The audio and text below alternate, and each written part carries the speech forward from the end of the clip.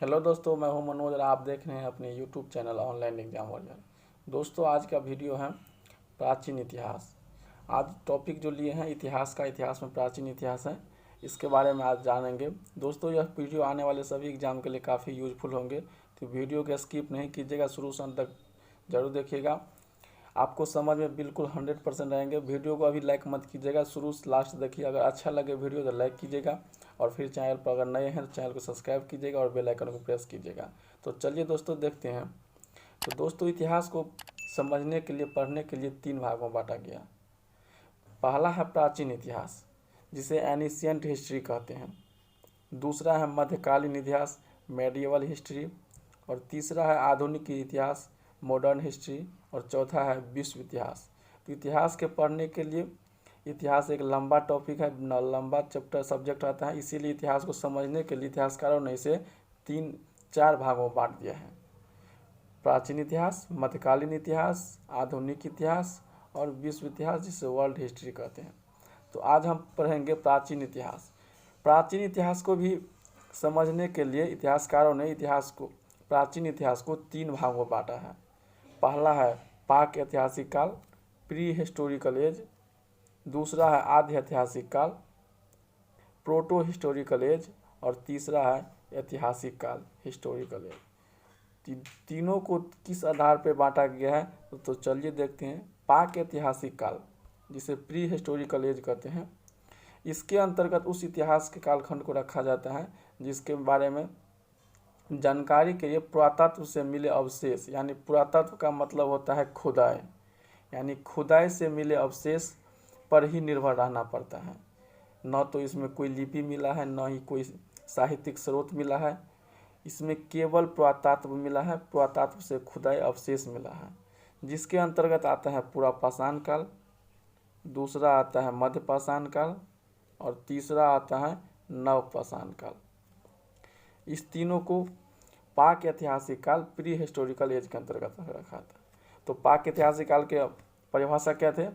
तो जिसके अंतर्गत इतिहास के उस कालखंड को रखा जाता है जिसके बारे में जानकारी के लिए कोई दूसरा स्रोत नहीं है, केवल पुरातात्विक साक्ष्य के सिवा। पुरातात्विक साक्ष्य कहने का मतलब कि खुदाई से मिला अवशेष। इस कालखंड के अंदर किस किस को रखा गया है? पूरा पाषाण काल, मध्य पाषाण काल एवं नव पाषाण काल, इस तीनों को रखा गया है। तो चलिए देखते हैं अब आद्य ऐतिहासिक काल किसे कहते हैं, जिसे प्रोटो हिस्टोरिकल एज कहते हैं। तो आद्य ऐतिहासिक काल में इसके अंतर्गत इतिहास के उस कालखंड को रखा जाता है जिसके बारे में जानकारी के लिए पुरातात्विक साक्ष्य यानी खुदाई से मिले अवशेष एवं लिखित साक्ष्य जो साहित्यिक स्रोत सब मिले हैं, उन दोनों उपलब्ध हैं। लेकिन अभी तक उस जो लिखित साक्ष्य मिला है उसका लिपि नहीं पता चला है कि किस लिपि में लिखा गया है, जिसके कारण यह पढ़ नहीं पाया है। तो इसमें भी पुरातत्व से मिले अवशेष पर भी निर्भर रहना पड़ा है, क्योंकि लिखित साक्ष्य तो मिला है लेकिन उसका लिपि किस लिपि में लिखा गया है यह मालूम ही नहीं है, जिसके कारण यह पढ़ नहीं पाया है कोई इतिहासकार। तो यह सिद्ध करता है कि जिसमें पुरातात्विक साक्ष्य और लिखित साक्ष्य दोनों हैं, लेकिन निर्भर रहना पड़ा है केवल पुरातात्विक साक्ष्य पर, जिसके अंतर्गत आपको आता है सिंधु घाटी सभ्यता, इंडस वैली सिविलाइजेशन, जिसे हड़प्पा सभ्यता भी कहते हैं। इस सिंधु घाटी सभ्यता को आद्य ऐतिहासिक काल, प्रोटो हिस्टोरिकल एज के अंतर्गत रखा जाता है। अगला आपको आता है ऐतिहासिक काल यानी हिस्टोरिकल एज। इसके अंतर्गत इतिहास के उस कालखंड को रखा जाता है जिसके बारे में लिखित साक्ष्य के स्रोत एवं पुरातात्विक दोनों उपलब्ध हैं, लेकिन इस समय में जो लिखित साक्ष्य मिला है उसका लिपि पहचाना गया है, जिसके कारण पढ़ा भी गया है। और यह सिद्ध हो पाया है कि इसके अंतर्गत वैदिक कालखंड एवं उसके बाद का जो काल हुआ है, यानी ऋग्वैदिक काल के बाद जो वैदिक काल आया है, उस कालखंड को रखा जाता है। तो ऐतिहासिक कालखंड के अंतर्गत इतिहास के उस कालखंड को रखा जाता है जिसके अंतर्गत लिखित साक्ष्य के और पुरातात्विक साक्ष्य दोनों मिला है और लिखित साक्ष्य पढ़ा भी गया है, जिसको रखा गया है। वैदिक काल के बाद का जो भी काल आता है उन सभी को ऐतिहासिक काल के अंतर्गत आता है। तो दोस्तों, आप ये तीनों पॉइंट समझ ही गए होंगे। चलिए एक बार फिर से आपको रिवीजन करा देते हैं कि तो पहला क्या था, प्राचीन इतिहास को 3 भागों में बांटा गया था, जिसके अंतर इसमें केवल पुरातात्विक खुदाई से मिले अवशेष पर निर्भर करना पड़ा है, जिसमें पूरा पाषाण काल, मध्य पाषाण काल एवं नव पाषाण काल को शामिल किया गया है। अगला था आद्य ऐतिहासिक काल, प्रोटो हिस्टोरिकल एज। इसके अंतर्गत पुरातात्विक साक्ष्य एवं लिखित साक्ष्य तो मिला है, लेकिन लिखित साक्ष्य का लिपि नहीं पता चल पाया है, जिसके कारण यह नहीं पढ़ पाया है। तो इस पर भी केवल पुरातात्विक साक्ष्य का ही अवशेष से काम चलाना पड़ा है, जिसके अंतर्गत सिंधु घाटी सभ्यता, इंडस वैली सिविलाइजेशन को शामिल किया गया है, जिसे हड़प्पा सभ्यता के नाम से भी जाना जाता है। और तीसरा था ऐतिहासिक काल, हिस्टोरिकल एज। इसके अंतर्गत पुरातात्विक साक्ष्य और लिखित साक्ष्य दोनों मिला है और लिखित साक्ष्य को पढ़ा भी गया है। तो इसके अंतर्गत जिस कालखंड को रखा गया है वो वैदिक काल एवं उसके बाद का जो भी काल आए हैं उन सभी को इसके अंतर्गत रखा गया है। अब आगे देखते हैं, प्राचीन इतिहास को जानने के लिए और 3 स्रोत हैं। कौन कौन से स्रोत हैं? पहला साहित्यिक स्रोत, जो लिखा गया सब है साहित्यिक स्रोत। दूसरा है पुरातात्विक स्रोत, पुरातात्विक स्रोत। और तीसरा है विदेशी विवरण, यानी विदेशी लेखकों के द्वारा जो पुस्तक लिखा गया है या जो विदेशी सब हाथ आए थे, जैसे ह्वेन-सांग थे, इसके आपको आया था क्या कहते हैं, चाणक्य के दरबार में आए थे, मेगास्थनीज, ये सब जो आए थे विदेशी आए थे, उसका विवरण मिलता है। और साहित्यिक स्रोत को भी 2 भागों में बांटा गया है, धार्मिक साहित्य एवं गैर धार्मिक साहित्य। धार्मिक साहित्य जो मतलब जैसे वेद वेदांग ये सब जो आते हैं, गैर धार्मिक साहित्य में चाणक्य, कौटिल्य जो अर्थशास्त्र लिखा है उनका पुस्तक सब जो आता है ये सब आता है गैर साहित्य के अंतर्गत। और धार्मिक साहित्य को भी 2 भागों में बांटा गया है, ब्राह्मण साहित्य एवं गैर ब्राह्मण साहित्य। ब्राह्मण साहित्य जिसमें वेद वेदांग उपनिषद आर्य ग्रंथ ये सब को शामिल किया गया है, और गैर ब्राह्मण साहित्य को ब्राह्मणेतर साहित्य भी कहा जाता है, जो जिसमें ब्राह्मण की चर्चा ज़्यादा किया गया है गैर ब्राह्मण साहित्य में। अगला है आपका गैर ब्राह्मण साहित्य में, जिसमें बौद्ध और जैन को शामिल किया गया है। तो एक बार फिर से देख लीजिए, इससे बहुत सारे क्वेश्चन पूछे जाते हैं। प्राचीन इतिहास को कितने भागों में बांटा, जब पढ़ने के लिए जानने के लिए हमें 3 स्रोत दिए गए हैं। आपका पहला है साहित्य जो लिखा गया है, पुरातात्विक जो खुदाई से मिला अवशेष, विदेशी विवरण जिस विदेशी के द्वारा भारत भ्रमण पर आए थे उनका जो विवरण है उनसे। फिर आता है साहित्यिक स्रोत को भी 2 भागों में बांटा गया है, धार्मिक साहित्य और गैर धार्मिक साहित्य। अगला आता है धार्मिक साहित्य को भी 2 भागों में बांटा गया है, ब्राह्मण साहित्य और गैर ब्राह्मण साहित्य। और गैर ब्राह्मण साहित्य को 2 भागों में बांटा गया है, बौद्ध साहित्य एवं जैन साहित्य। अब अगला देखते हैं ब्राह्मण साहित्य के अंतर्गत कौन कौन से आते हैं। तो ब्राह्मण साहित्य के अंतर्गत वेद, ब्राह्मण ग्रंथ, आर्य ग्रंथ, उपनिषद, उपवेद, वेदांग, महाकाव्य में रामायण और महाभारत आते हैं इत्यादि को शामिल किया गया है। कौन कौन से हैं?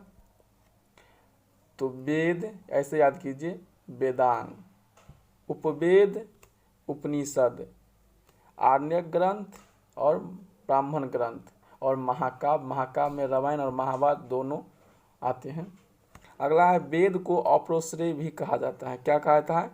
अपौरुषेय भी कहा जाता है, जिसका अर्थ होता है कि पवित्र एवं आध्यात्मिक ज्ञान। जिसका अर्थ क्या होता है? पवित्र एवं आध्यात्मिक ज्ञान। किसका अर्थ होता है? तो वेद का अर्थ होता है पवित्र, माने जो पूरा पवित्र है, एवं आध्यात्मिक ज्ञान। इसका रचना देवताओं के द्वारा किया गया है। वेद के संकलनकर्ता महर्षि कृष्ण द्वैपायन वेद व्यास जी को माना जाता है। वेद का संकलनकर्ता जो संकलन किए हैं उनको लिखे हैं, उनको किसके द्वारा किया गया है? तो महर्षि कृष्ण द्वैपायन वेद व्यास को कहा गया है। अगला है वेद की संख्या कितनी है? तो वेद 4 प्रकार के हैं। कौन कौन से हैं? तो ऋग्वेद हैं, यजुर्वेद हैं, सामवेद हैं, और अगला आता है अथर्ववेद है। ऋग्वेद, यजुर्वेद, सामवेद और अथर्ववेद। अथर्ववेद को छोड़कर, यानी कि तब कितने वेद आते हैं? 3 वेद को, तीनों वेदों को वेद त्रयी भी कहा जाता है, क्योंकि इसका रचना ऋग्वेद काल में हुआ है। ऋग्वेद, यजुर्वेद और सामवेद तीनों का रचना ऋग वैदिक काल में हुआ है, जिसके कारण इसे वेद त्रयी भी कहा जाता है। क्या कहा जाता है? वेद त्रयी। अथर्ववेद को वेद त्रयी इसीलिए शामिल नहीं किया जाता है क्योंकि इसकी रचना उत्तर वैदिक काल में हुआ है, यानी कि ऋग्वेद के काल के बाद के काल में अथर्ववेद की रचना किया गया है, जिसके कारण इसे वेद त्रयी नहीं कहा जाता है। अब पढ़ते हैं ऋग्वेद। ऋग्वेद यह एक प्राचीनतम वेद है। प्राचीनतम का मतलब होता है कि सबसे पुराना, यानी सबसे पहले। इस वेद में 10 मंडल हैं, 1028 सूक्त हैं, 10,880 मंत्र हैं एवं 1,00,000 ऋचा हैं। यह जिस तरह से कमता गया उस तरह से उसका नाम विभाजन किया गया है कि 10 मंडल हैं, 1028 सूक्त हैं, 10,580 मंत्र हैं और 1,00,000 ऋचाएँ हैं। ऋचाएँ के 580 ऋचाएँ में 118 मंत्र रिपीट हैं, अर्थात दोबारा लिखा गया है। 118, 10,580 में 118 ऐसे हैं जिनको कई बार रिपीट किया गया है, जिसके कारण मंत्रों की संख्या 10,462 ही ऑलरेडी है, जिसमें 118 रिपीटेड हैं, वो मिला करके 10,580 होते हैं। अगला पॉइंट देखते हैं कि ऋग्वेद की तुलना ईरानी प्रसिद्ध ग्रंथ, ईरान का जो सबसे प्रसिद्ध ग्रंथ है ज़ेंदावेस्ता से किया गया है। तो ऋग्वेद की तुलना किससे किया गया? ये क्वेश्चन पूछता है कि ऋग्वेद की तुलना निम्नलिखित में से किस पुस्तक से किस ग्रंथ से किया गया है? तो किससे किया गया है? ज़ेंदावेस्ता से। ऋग्वेद का ज्ञाता जो थे, यानी संपूर्ण ऋग्वेद की ज्ञान थे, उसे होत्रा कहते थे। क्या कहते थे? होत्रा, ऋग्वेद के संपूर्ण ज्ञाता को। इस वेद में देवताओं की स्तुति की चर्चा किया गया, यानी देवताओं को स्मरण की यानी स्तुति की चर्चा किया गया है। अगला पॉइंट है, इस वेद को पहला एवं 10वां मंडल नवीनतम मंडल है। नवीनतम कहने का मतलब है सबसे बाद में जोड़ा गया है। इस वेद का जब पहला और 10वां मंडल है, इस मंडल को सबसे बाद में जोड़ा गया है। यह क्वेश्चन भी पूछता है कि ऋग्वेद का सबसे नवीनतम मंडल कौन सा है? तो पहला एवं 10वां मंडल है। इस वेद के दूसरे एवं 7वें मंडल को वंश मंडल, वंश मंडल का मतलब समझते हैं, जहाँ से वंश स्टार्ट हुआ है, तो वंश मंडल कहा जाता है, जिसकी रचना पहले हुई है, अतः प्राचीन मंडल का समूह कहा जाता है। यह सबसे प्राचीन मंडल भी कहते हैं। आपको यह भी क्वेश्चन पूछा जाता है सबसे प्राचीन मंडल, तो 2 से 7वां मंडल, जिसे वंश मंडल किस मंडल को कहा जाता है? तो 2 से 7वां मंडल को। तो यह क्वेश्चन याद कीजिए, मंडल को क्या कहा जाता है? अगला पॉइंट है, ऋग्वेद के 7वें मंडल में प्रसिद्ध गायत्री मंत्र कौन से मंत्र? तो प्रसिद्ध गायत्री मंत्र की चर्चा किया गया है। यह सूर्य देवता को समर्पित है। तो गायत्री मंत्र किस देवता के लिए समर्पण किया गया है? तो सूर्य देवता के लिए। यह किस मंडल में है? तो 7वें मंडल में। ये सभी क्वेश्चन एग्जाम में बार बार पूछे जाते हैं, तो इस पॉइंट को याद रखिएगा। ऋग्वेद के चौथे मंडल में किस मंडल में? चौथे मंडल में विभिन्न विधि की चर्चा, विधि मतलब नियम कानून की चर्चा किया गया है। किस मंडल में? चौथे मंडल में नियम कानून की चर्चा किया गया है। ऋग्वेद के 9वें मंडल में सोम देवता को समर्पित है। किस देवता को? सोम देवता को। और 7वें मंडल आपको सूर्य देवता को समर्पित है, जिसमें आपको गायत्री मंत्र की चर्चा किया गया था। और चौथे मंडल में कृषि के विधि विधान की चर्चा किया गया है, कृषि यानी खेती बाड़ी के नियम कानून जो है उनको चर्चा किया गया चौथे मंडल में। और 9वें मंडल में सोम देवता को समर्पित है। अगला क्वेश्चन पॉइंट है आपका,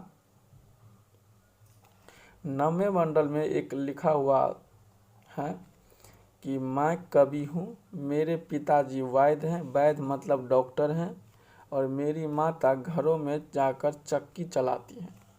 इस बात से यह सिद्ध होता है कि ऋग्वेद के काल में जाति प्रथा का निर्धारण के लिए कर्म के आधार को बनाया गया था, जो बाद में उत्तर वैदिक काल में यानी कि ऋग्वेद काल के बाद में इसे कर्म का स्थान ले लिया, यानी कर्म के स्थान पर जन्म ले लिया।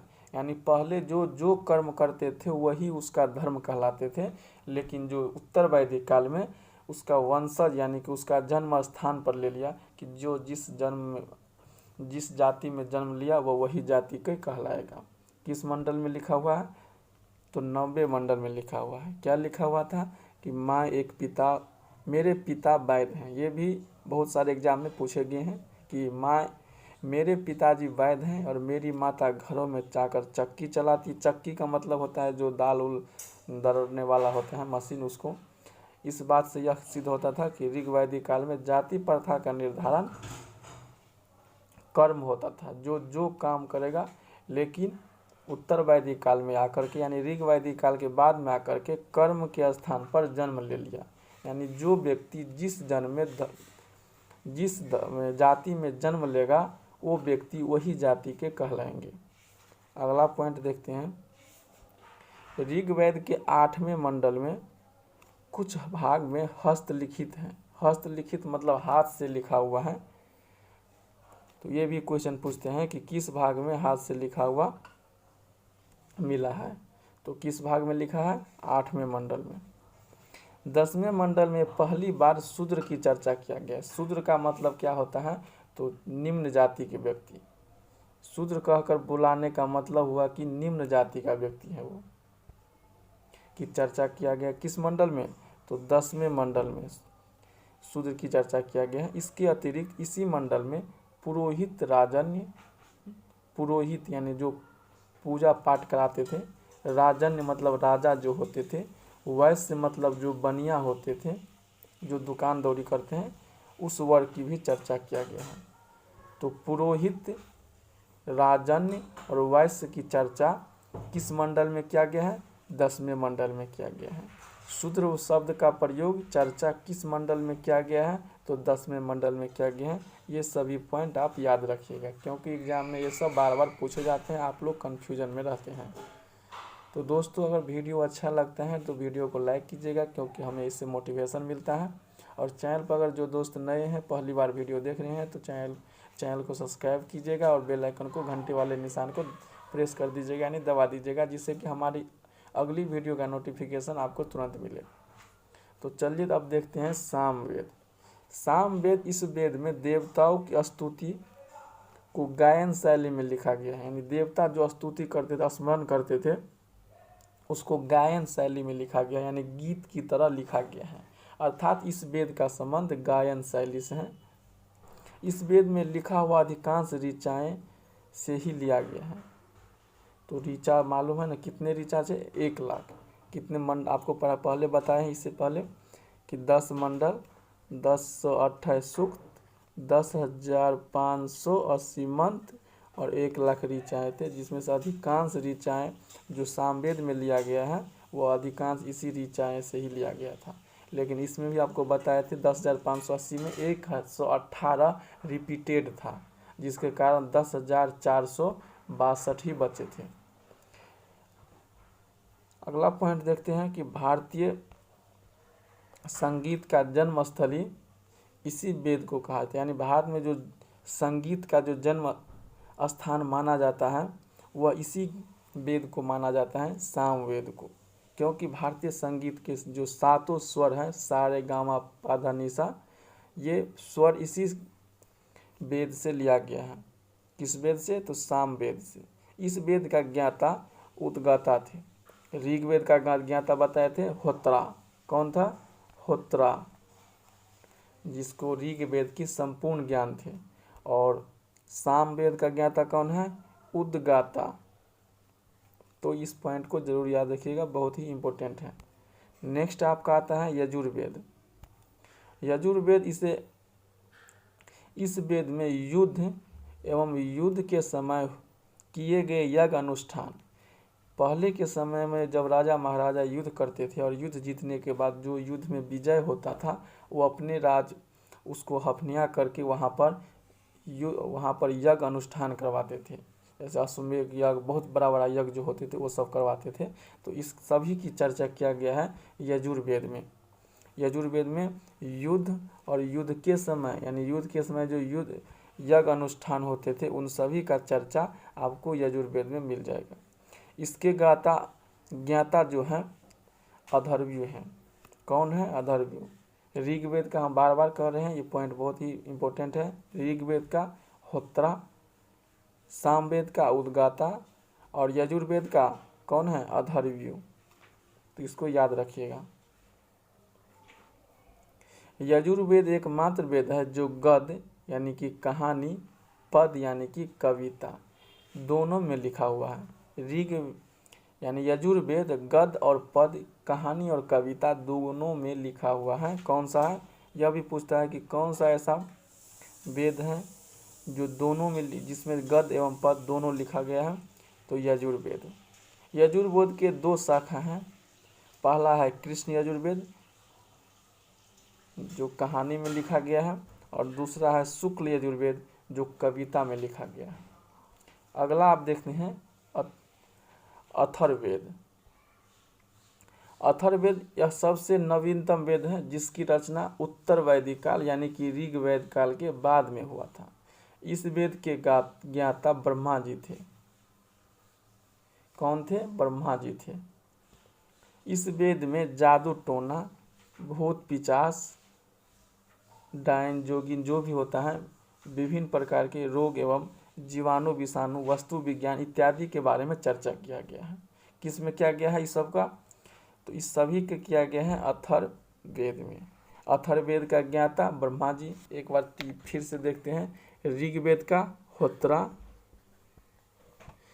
सामवेद का उद्गाता, यजुर्वेद का अथर्वणीय और लास्ट है अथर्ववेद। अथर्ववेद का ब्रह्मा जी।